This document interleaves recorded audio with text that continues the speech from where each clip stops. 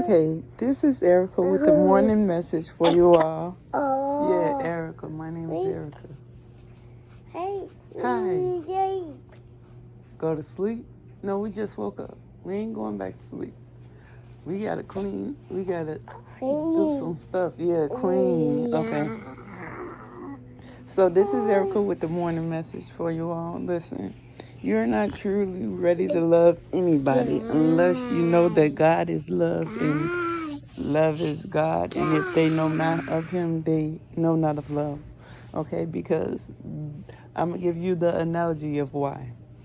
Because you won't know how to love nobody, not even yourself and others, if you don't love God and you don't know that love can only be found in God. A real, surreal love.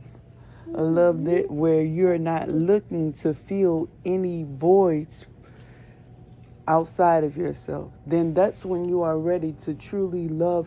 Abdiel, please, no thank you. You're going to make that fall. Thank you, sir. Thanks for your listening ears. Bye. So long. See you later. That's when you are truly ready to love. When you are not looking for another human being to fill the void inside of you. If you are having or experiencing any voids inside of you, you should not be looking for love. Now me, sometimes we can subconsciously, like before I started dating and stuff, which I had my first boyfriend at the age of 18. Boyfriend is in biblical neither kingdom. You should be doing the courtship, but I was unequally yoked. So I dated outside of my faith and my beliefs.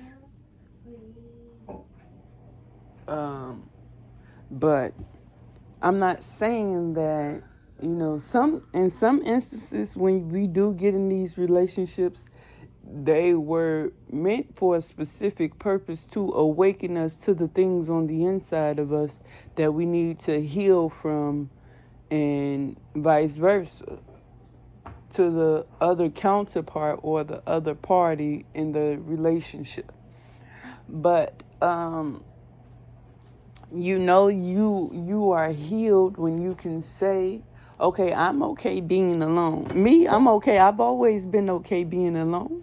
But it's when I started adding people, when they started manipulating, they started lying and stuff like that to me about who they were and stuff like that. And so I couldn't see clearly, because everything was distorted from being gaslit, love bombed, manipulated, and all of that from witchcraft. Because ultimately, that's witchcraft, right? When you need to manipulate somebody to be with you or to pretend like you are this person and you're not. And a lot of people now today, they are just representatives. They have this grandiose or this grandiosity about them that's not even a real. They are just a representative until the mask falls off. And so they could wear this mask for years and years and years and years, and you do not know because they build you up to a point of where they have like this. What are you talking about, son? Get the toys, yeah. Where they have like this dopamine hit. So like they do something to you, they treat you well for a certain amount. This leads to codependency and trauma bonding. So they show you a good side of them for a certain amount of time, and then they start the abuse. They give you a quest or see how much you can take directions from them, and then this is when they get you where they want you. Then this is when they start to stop the grandiosity and reveal their true selves. You need help? Hug. Okay. Hug. Yeah. You want the blocks? So yeah, here you go, FDL. I'm about to, get this stuff together there, Papa, look. But yeah, if you could just really ask God for discernment and see, some of the stuff anyways, like everything that I've been through, I now know that it had a purpose, it had a reason. I don't regret anything. It just made me a lion. It made me roar. It just made me who I am today. So I don't regret anything, but it's the principle about things. And I'd be like, bruh, because you ain't have to do me like that. I would have never did any of y'all like that. I'm not that kind of person. But, they just had God use them to awaken me. So, yeah, but you don't intentionally deceive somebody about who you are. It's people that will date men and women who they are deliberately intentionally deceiving people when they date. And so that's not right. But when you do get into a relationship, we have something we got to learn. And so that's why God sometimes allow us to get in these relationships, and they have something to teach us, whether it be we are giving them the love that they've never experienced, or they are giving us the tools, how to set boundaries or how to respect ourselves. And so nothing is a loss. Everything is a blessing.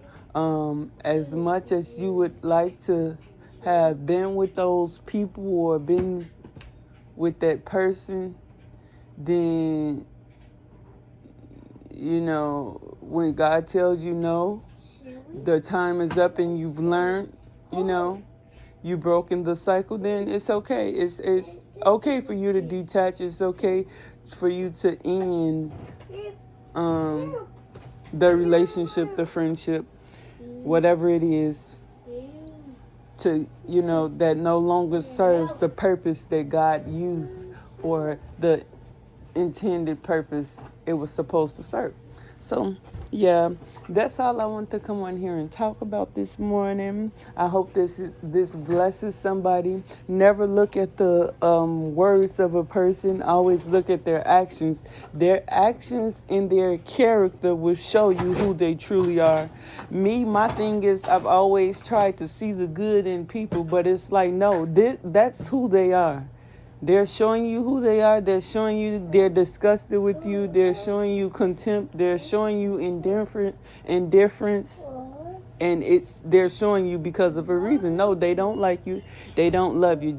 They just like the way that you love them, the way you put them on a pedestal, the way you make them feel.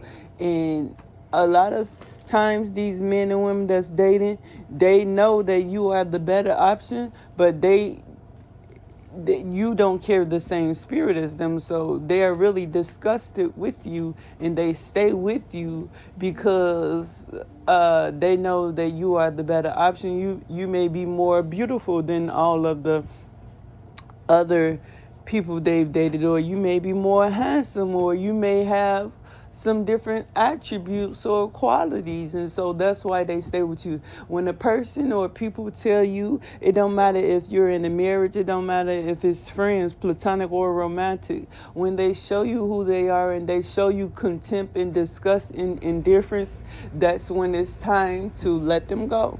So, yeah, I love you all. God loves you best. Be blessed. Remember, God loves you better than anybody ever would.